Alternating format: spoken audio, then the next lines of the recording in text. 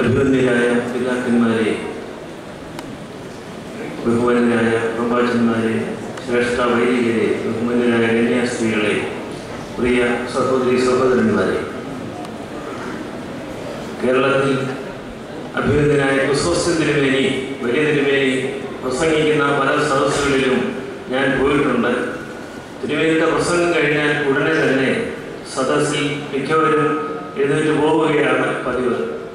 എന്നാൽ ഇന്ന് പുറത്ത് മഴയുള്ളതുകൊണ്ടായിരിക്കാം ആളുകൾ അത്രയധികം അക്ഷമ കാണിക്കുന്നില്ല.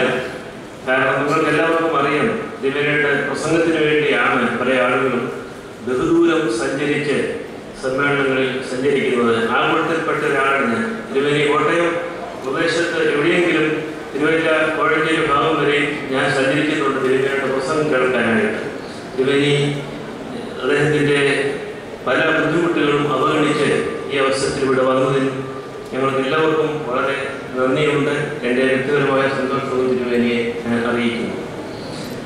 ഇന്ന് ഇവിടെ നൽകിയിരിക്കുന്ന ഈ അവാർഡ് യഥാർത്ഥത്തിൽ ഞങ്ങളുടെ വലിയ സെമിനാരി കുടുംബത്തിന് നൽകിയതായി മാത്രമാണ് ഞങ്ങൾ കരുതുന്നത്.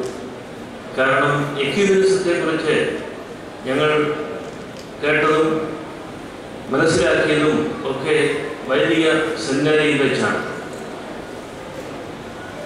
ഇന്ന് മലങ്കര സഭയ്ക്കും നമ്മുടെ സമൂഹത്തിനും ഒരിക്കലും മറക്കാനാവാത്ത വ്യക്തിത്വമായ അലക്സിയോസ് മാർ തെവദോസിയോസ് തിരുമേനിയെക്കുറിച്ച് ഞാൻ ആദ്യം വാസ്തവത്തിൽ കേൾക്കുന്നത്, ഞാൻ സെമിനാരിയിൽ ചേർന്നപ്പോൾ ഞങ്ങളുടെ പ്രിൻസിപ്പലായിരുന്ന അഭിനന്ദനായ ഫിലിപ്പോസ് മാർ തെയോഫിലോസ് തിരുമേനി എന്നാണ്. അവരൊരുമിച്ച് എക്യുമെനിക്കൽ സമ്മേളനങ്ങളിൽ ഒക്കെ പോയതിൻ്റെ വളരെ ഹൃദയസ്പർശിയായ കഥകൾ തെയോഫിലോസ് തിരുമേനി പലപ്പോഴും പറഞ്ഞ് കേട്ടിട്ടുണ്ട്. അതിൽ ഞാൻ മനസ്സിലാക്കിയത് തെയോഫിലോസ് തിരുമേനി സാത്വികനായ, നിഷ്കളങ്കനായ, നിർമ്മല മാനസനായ ഒരു വ്യക്തിയായിരുന്നു. അദ്ദേഹത്തിന് അസത്യം അറിഞ്ഞുകൂടായിരുന്നു. സാത്വികൻ എന്ന് നമ്മൾ പറയുന്ന വാക്കിൻ്റെ അർത്ഥം അതാണ്. സത്യമുള്ളതെന്നാണ് വാക്കിൻ്റെ യഥാർത്ഥത്തിൽ. പ്രകാശം സത്യമായി ജീവിതത്തിൽ അനുഭവിക്കുന്നവരാണ്.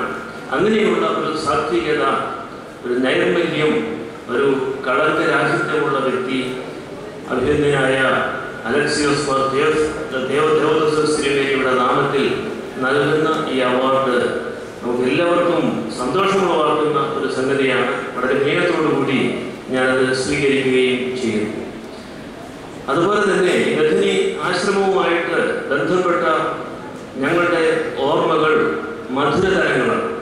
ബഹുമാനപ്പെട്ട ജേക്കബ് ഇവിടെ സൂചിപ്പിച്ചതുപോലെ വൈദിക സെമിനാരിയിൽ പഠിക്കുന്ന കാലത്ത് അവധിക്കാലങ്ങളിൽ ഇവിടെ വന്ന് താമസിക്കുക, ഞങ്ങളുടെ വലിയ സെമിനാരിയിൽ ഞങ്ങളുടെ കൂടെ ഉണ്ടായിരുന്ന അച്ഛന്മാരൊക്കെ ഇവിടെയുണ്ട്, എബ്രഹാം തോമസ് അച്ഛനും ഒക്കെ ഇവിടെ ഇരിപ്പുണ്ട്. ഞങ്ങളൊക്കെ അത് വളരെ വിലമതിച്ചിരുന്നൊരു അനുഭവമാണ്.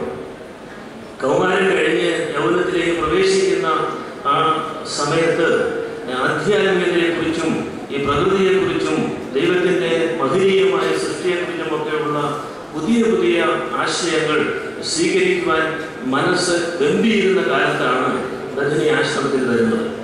അന്നത്തെ ഇപ്പോഴുള്ളവരെനിക്ക് അറിഞ്ഞുകൂടാ, ഗഥനി ആശ്രമത്തിന് തൊട്ടടുത്തുണ്ടായിരുന്ന അരുവിയും വെള്ളച്ചാട്ടവും കിളികളുടെ ശബ്ദവും ചാപ്പലിൻ്റെ പ്രശാന്തതയും എല്ലാം ഇന്നും മനസ്സിൽ അതുപോലെ തങ്ങി നിൽക്കുന്നുണ്ട്. അഭിനന്ദനായ തെയോദോസിയോസ് തിരുമേനിയെക്കുറിച്ച് ഇവിടെ വന്നതിന് ശേഷം കൂടുതൽ മനസ്സിലാക്കി.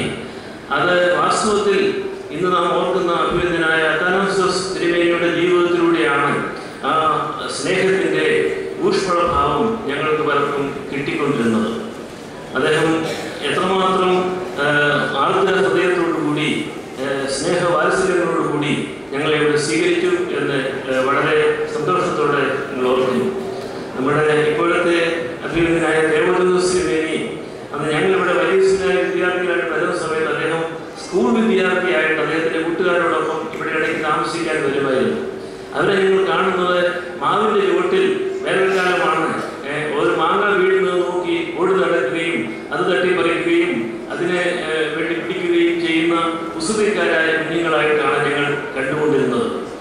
അതുകൊണ്ട് അതും നല്ല ഓർമ്മകളിൽപ്പെട്ടതാണ്. അതുപോലെ തന്നെ ഈ ആശ്രമത്തിൽ മിഷണത്തിന്റെ സുപ്പീരിയറായിരുന്ന അഭിമന്യ പപ്പോമിയോസ് തിരുമേനി എൻ്റെ പ്രിയ സ്നേഹിതൻ കൂടിയാണ്. അദ്ദേഹം വിദ്യാർത്ഥി പ്രസ്ഥാനത്തിൻ്റെ നേതൃത്വം കൊടുക്കുന്ന സമയത്തൊക്കെ അതുമായിട്ട് ബന്ധപ്പെടുന്നതിന് എനിക്ക് വളരെയധികം അവസരങ്ങൾ ലഭിച്ചിട്ടുണ്ട്. ഇവിടുത്തെ യാക്കോബച്ചനെയും വലിയ കുടവയ കുലുക്കി എപ്പോഴും ചിരിച്ചുകൊണ്ടിരിക്കുന്ന മത്തായിയച്ചനെയും മഹാമുനിയായിരുന്ന അന്ത്രോസച്ചനെയും അതുപോലെ ഞങ്ങൾക്കൊക്കെ ഞങ്ങളുടെ കൂടെ ഇറങ്ങി വന്നുകൊണ്ടിരുന്ന ദാനിയേലച്ചനെയും ഒക്കെ സന്തോഷപൂർവ്വം ഞാൻ ഈ അവസരത്തിൽ ഓർക്കുന്നു. ഇതെല്ലാം പെട്ടെന്ന് ഓർത്തത് ഈ ബഥനി ആശ്രമവുമായിട്ടും അലക്സിയോസ് തിരുമേനിയുമായിട്ട് ബന്ധപ്പെട്ട ഒരു പുരസ്കാരമായതുകൊണ്ടാണ് ഈ ഓർമ്മകൾ ഞാനിപ്പോൾ നിങ്ങളുടെ മുൻപാകെ പങ്കുവച്ചത്. അവസാനമായിട്ട് എനിക്ക് പറയാനുള്ളത് എല്ലാവരും സൂചിപ്പിച്ചതുപോലെ വൈദിക സെമിനാരിയിൽ അഭ്യുന്നതനായ തെയോഫിലോസ് തിരുമേനിയും അഭ്യുന്നതനായ